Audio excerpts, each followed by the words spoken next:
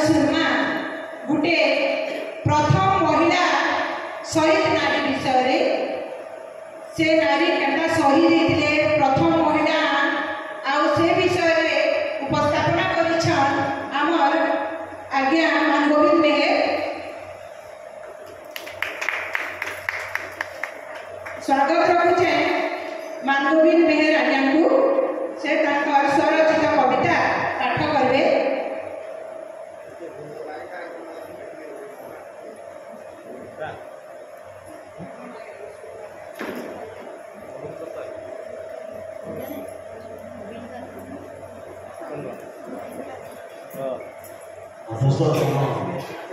जिला स्तर स्वाधीन समारोह अवसर में आज सब अतिथि एवं मो प्रिय कवि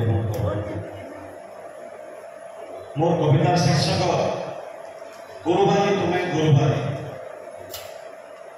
गुरुबारी तुम्हें गुरुबारी आज दिवस भारी मन पड़ क्रांतिर मसाल धरी गुरुबारी तुम्हें गुरुबारी। हाथरे नथाई तरबारी प्रखर अनुरूप धरी स्वाधीनता रण मारिगल तुम्हें फेरी सेनानी मुख छिरी गुरुबारी तुम्हें गुरुबारी। जेते थिले बंधु परिवारी थाना हाजत रे धैर्य धरी पाइले जीवन हेर तुम्हें धन्य हसिला बिनिका घेरी घेरी गुरुबारी तुम्हें गुरुबारी। पुणे ठिया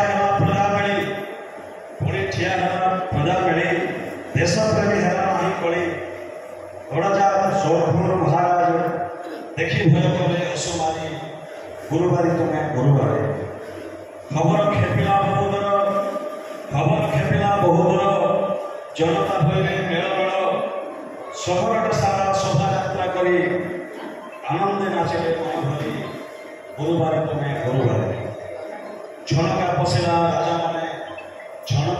राजा माने पुलिस पठाई अनुध्याने जुनापड़ा पुली मोही छक पर पथ गायला बाध्य करी गुरुबारी तुम्हें गुरुबारी।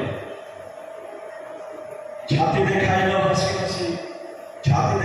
हसी हसी बंधुके पुलिस देला भूसी माटी माँ आत्मबली देल जाति जनकर ना धरी गुरुबारी तुम्हें गुरुबारी। हजिगला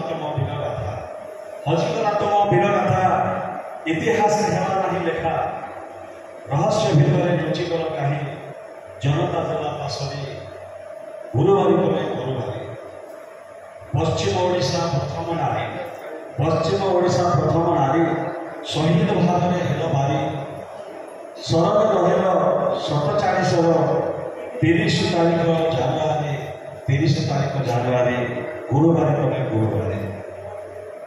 बंधुगण यहाँ कौन से गल्प नुह प्रकृत सत्य घटना आम बेनिका माटीर जहाँ आज पर्यंत इतिहास अजଣା रहीगला एबे इतिहास पृष्ठा आसले आम गुरुबारी तथापि यार प्रचार प्रसार आम अभाव रही तेणु यही प्रसंग आज उपस्थापना विषय धन्यवाद।